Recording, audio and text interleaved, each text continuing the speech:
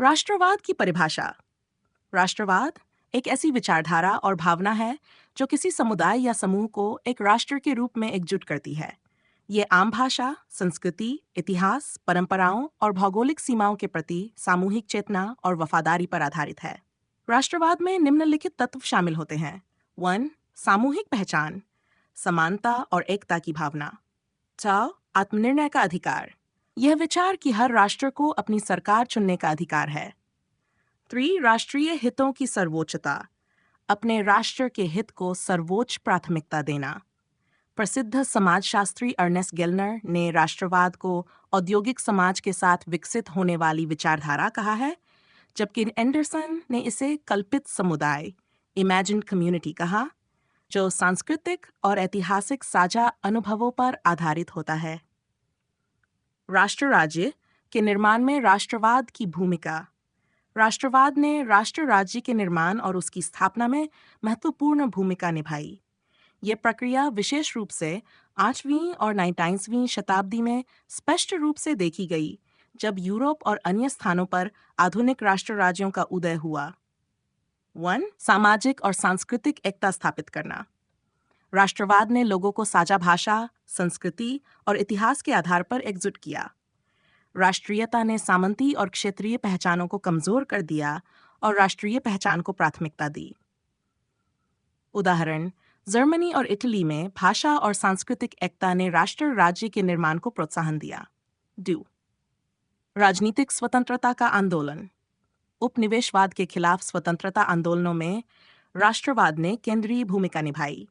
लोगों में स्वतंत्रता, समानता और आत्मनिर्णय की भावना विकसित हुई। उदाहरण, अमेरिका 36 और फ्रांस की क्रांतियों ने राष्ट्रीय स्वतंत्रता और लोकतांत्रिक विचारधारा को बढ़ावा दिया। भारत, इंडोनेशिया और अफ्रीका के देशों में राष्ट्रवाद के आधार पर स्वतंत्रता आंदोलन। 3. औद्योगिक और आर्थिक प्रगति का प्रोत्साहन। राष्ट्रवाद ने आर्थिक स्वावलंबन और विकास को बढ़ावा दिया, क्योंकि राष्ट्रीय हित सर्वोपरि हो गए। औद्योगिकीकरण और परिवहन के विकास ने लोगों को एक राष्ट्र के रूप में संगठित किया। राजनीतिक केंद्रीकरण और राज्य की शक्ति को बढ़ावा। राष्ट्रवाद ने एक सशक्त और संगठित केंद्रीय सरकार के निर्माण को प्रेरित किया। इससे सामंती और क्षेत्रीय बिखराव समाप्त हुआ। उदाहरण, फ्रांस में क्रांति के बाद एक मजबूत केंद्रीकृत राष्ट्र राज्य का उदय। मई, अधिकारों और कर्तव्यों का प्रसार। राष्ट्रवाद ने नागरिक अधिकारों जैसे कि स्वतंत्रता, समानता और शिक्षा का प्रचार किया। इसने नागरिकों को राज्य के प्रति वफादार और राज्य को नागरिकों के प्रति उत्तरदायी बनाया। 6. राष्ट्र राज्य के निर्माण में संघर्ष। कई बार राष्ट्रवाद के कारण संघर्ष और युद्ध हुए, लेकिन यह प्रक्रिया राष्ट्र राज्य के निर्माण में सहायक बनी। उदाहरण, जर्मनी का एकीकरण ओटो वॉन बिस्मार्क के नेतृत्व में राष्ट्रवादी संघर्षों के परिणाम स्वरूप हुआ।